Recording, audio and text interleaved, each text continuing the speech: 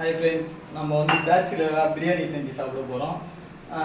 பிரியாணி எப்படி செய்யுதுன்னு நான் உங்களுக்கு சொல்கிறேன், பாருங்கள். அதுக்கு முன்னாடி நம்ம சேனலில் லைக் பண்ணுங்கள், சப்ஸ்கிரைப் பண்ணுங்கள், ஷேர் பண்ணுங்கள். தேங்க்யூ. வாங்க பிரியாணி செய்யறத பார்க்கலாம். ஃபஸ்ட்டு பட்டை அவங்க அந்த பிரியாணி மசாலாலாம் போட்டுக்கிறோம். அவ்வளோதான் ஃப்ரெண்ட்ஸ், அது லைட்டாக கொஞ்சம் இதுவான மாதிரி இருக்குது. நம்ம அதுக்கப்புறம் வெங்காயத்தை போடுவோம்.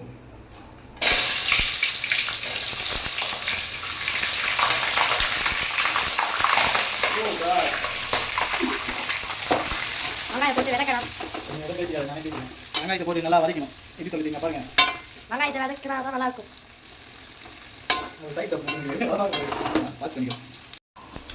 லைட்டாக வெங்காயம் வதங்கிறதுக்கு லைட்டாக சால்ட்டு போட்டுக்கலாம் ஃப்ரெண்ட்ஸ். போதும்.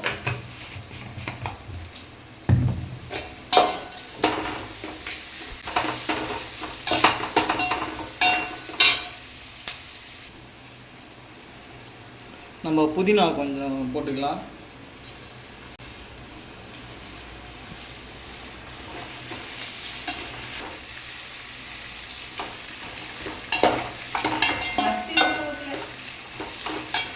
நம்ம வந்து பிரியாணி அரிசிலாம் செய்ய போகிறது கிடையாது, நார்மல் அரிசியில் தான் செய்ய போகிறோம்.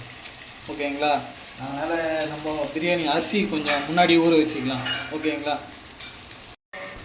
அதுக்கப்புறம் வந்து நம்ம இஞ்சி பூண்டு பேஸ்ட்டு லைட்டாக ஆட் பண்ணிக்கலாம்.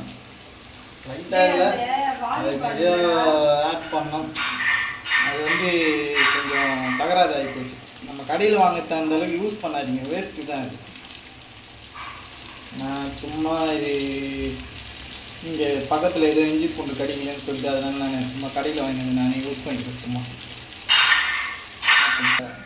நம்ம வந்து நார்மல் அரிசி தான் ஒரு கூட பார்த்துக்கோங்க. நம்ம ஃபேமிலியில் கொஞ்சம் ஒரு 3-4 பேர் தான் இருக்கோம், அதனால் 3 கிளாஸ் போட்டுக்கலாம்.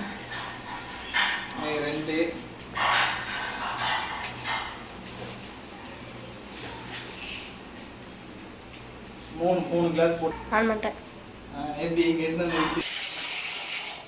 அதுதான் தண்ணி ஊற வச்சிட வேண்டியதான். நம்ம கறியெலாம் போட்டு, ஏன்னா அரிசி கொஞ்சம் நல்லா வேகணும், வச்சு நல்லா ஊறணும் இந்த அரிசி. போ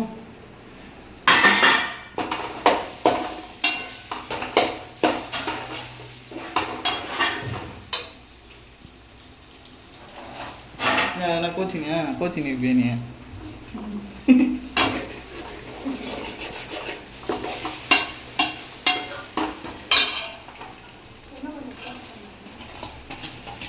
போதும் 3 கிளாஸ் போதும்.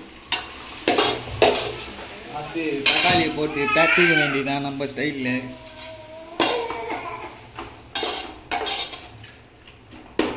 நீ போடுற, நீ வாய்ஸ் போடுற. நல்லா இருக்காது. நல்லா இருக்காது.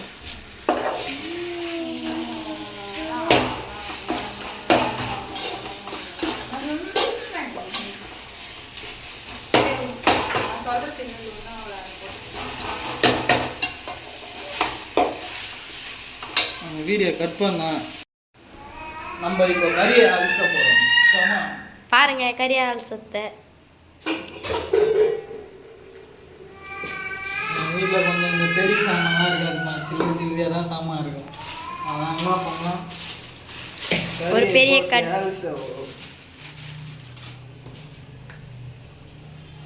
இந்த மாதிரி வீட்டில் இருக்கும். இதெல்லாம் கொஞ்சம் க்ளீன் பண்ணி போட்டுக்கோங்க. ஓகேவா?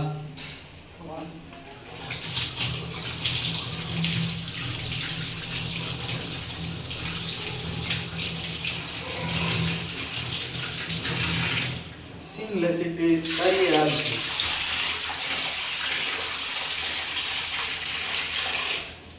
லக்கி சஜய்கா குருகா யாருக்கான போட்டுடலாம்.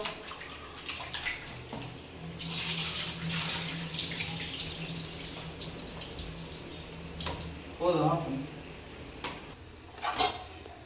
கீழே வந்து அடி பிடிக்காம எப்போவுமே பார்த்துக்கோங்க. அடி பிடிச்சதுனாலே நம்ம தம் கட்டத்தில் அடி பிடிச்சிக்கும், கம்பல்சரி அடி பிடிச்சிக்கும். அதனால் கொஞ்சம் அதெல்லாம் சூதானமாக பார்த்து இது பண்ணிக்கோங்க. இல்லை நம்ம கறியை 4 வாட்டி அலசியாச்சு. இப்போ போட போகிறோம் கறி.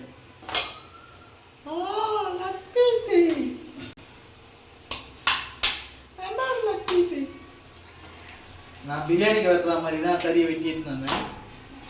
ஸோ அதனால் போட்டு செய்கிறேன். இது பார்க்கலாம்.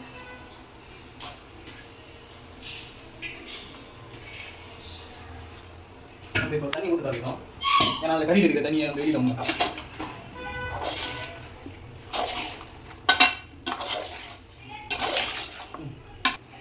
நம்ம இப்போ லைட்டாக சால்ட் ஆட் பண்ணிக்கலாம். அதனால் கல் வைக்கலாம்.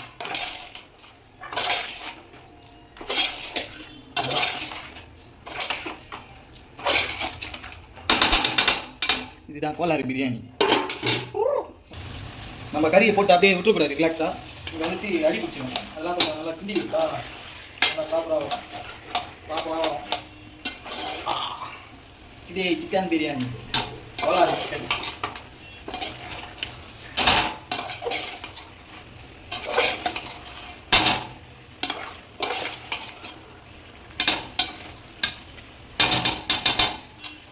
இன்னும் கொஞ்சம் நேரம் விட்டு தயிர் சாம்பார்லாம் போட்டுக்கலாம்.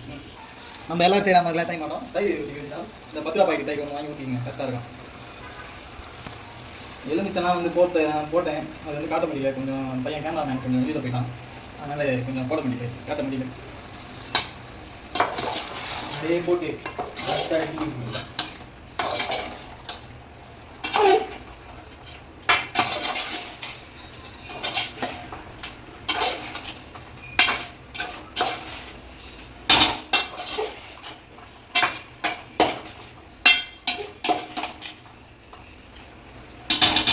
அடுத்தது நம்ம மசாலாலாம் கொஞ்சம் ஆட் பண்ணிக்கலாம். Masala oh god, chilli powder and biryani masala.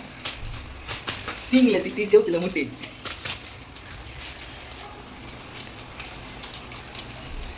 நம்ம வீட்டில் பேபிஸ்லாம் சாப்பிட்றதுனால அதனால் கொஞ்சம் நம்ம பிரியாணி மசாலா மட்டும் போட்டுப்போம். அதிகமாக சில்லி பவுடர் கொஞ்சம் லைட்டாகவே போட்டுக்கலாம்.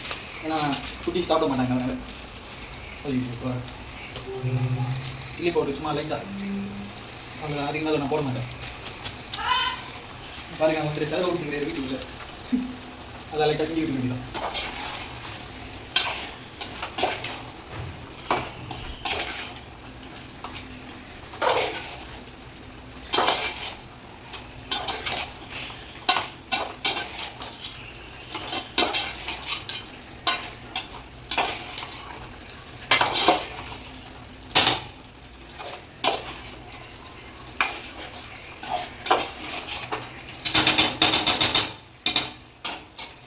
நம்ம அடுத்தது வாட்டர் ஊற்ற போகிறோம்.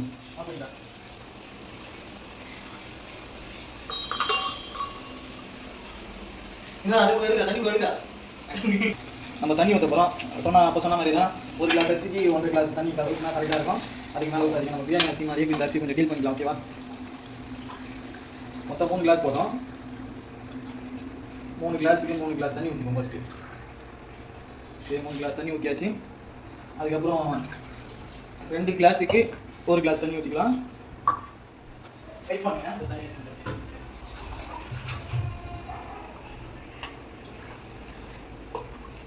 1.5 கிளாஸ் தண்ணி ஊற்றி, அதான் 1/2 கிளாஸ் தண்ணி. Okay, finish. இப்போ லைட்டாக கொதிச்சு விட்டு போயிடுங்க. ஆப்பங்க. இப்போ கறி நல்லா வந்துருச்சு. இப்போ வந்து நம்ம அரிசி போட்டுக்கலாம். நல்லா ஏற்கனவே நல்லா அரிசி வச்சுட்டேன். இப்போ நம்ம பாருங்க, நல்லா பழப்பழங்க இருக்க அரிசி. இப்போ அப்படியே என்ன பண்ணுவோம், சட்டியில் இறக்க வேண்டியதான் அரிசியை.